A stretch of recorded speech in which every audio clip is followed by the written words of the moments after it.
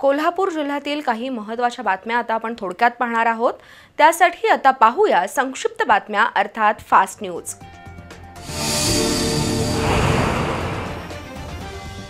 कोल्हापूर महापालिकेच्या अग्निशमन विभागाकडे ठोक मानधनावर असणाऱ्या फायरमन कर्मचाऱ्यांना कायम सेवेत समाविष्ट करून घ्यावं अशी मागणी कोल्हापूर शहर काँग्रेसच्या वतीने करण्यात आली आहे। या मागणीचं निवेदन प्रशासक के मंजुलक्ष्मी यांना देण्यात आलं।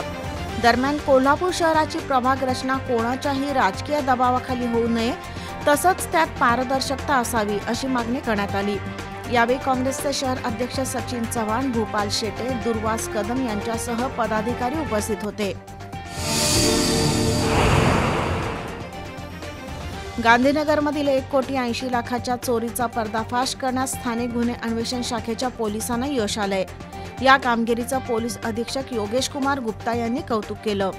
आज पोलीस अधीक्षक गुप्ता यांनी स्थानिक गुन्हे अन्वेषण शाखेचे निरीक्षक रवींद्र कळमकर, उपनिरीक्षक संतोष गळवे, जालिंदर जाधव, अंमलदार वैभव पाटील, गजानन गुरव, विशाल खराडे, अरविंद पाटील, योगेश गोसावी, प्रदीप पाटील, कृष्णात पिंगळे, शिवानंद मठपती, परशुराम गुजरे यांच्यासह इतर कर्मचाऱ्यांचा रोख 1,00,000 रुपयांचं बक्षीस देऊन सन्मान केला। पश्चिम महाराष्ट्र देवस्थान व्यवस्थापन समितीचे सीसीटीव्ही नियंत्रण कक्ष प्रमुख राहुल जगताप यांची कन्या राजेश्वरीचा 4था वाढदिवस बुधवारी झाला। यानिमित्त जगताप परिवाराच्या वतीनं अंधगायक कलाकार मंचला 11,111 रुपयांची देणगी देण्यात आली। देवस्थान समितीचे सचिव शिवराज नायकवडे, डॉक्टर अजित पाटील, विद्या पाटील, अतिरिक्त आयुक्त राहुल रोकडे, सुयश पाटील, अभिजित पाटील यांच्या उपस्थितीत हा धनादेश अंध कलाकारांना देण्यात आला। गेली 4 वर्षात जगताप परिवार राजेश्वरीचा वाढदिवस विविध सामाजिक उपक्रमातून साजरा करतात।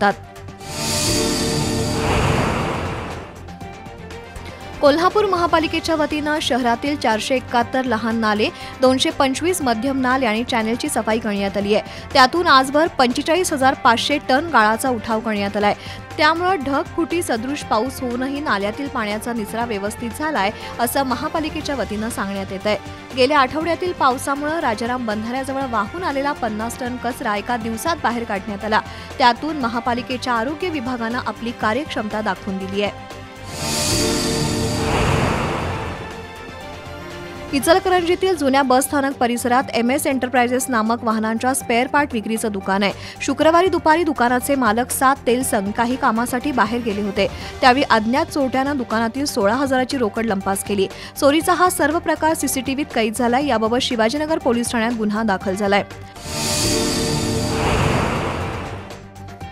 शिरोळमधील उदयभाऊ किंग टोळीतील 5 जणांना कोल्हापूर जिल्ह्यातून 1 वर्षासाठी हद्दपार केल्याचे आदेश पोलीस अधीक्षक योगेश कुमार गुप्ता यांनी दिले आहेत।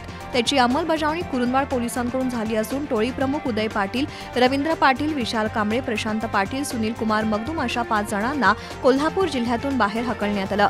सार्वजनिक शांतता ठेवत कायदा सुव्यवस्था अबाधित ठेवण्यासाठी पोलिसांकडून सराईत गुन्हेगारांना हद्दपार केलं जातं।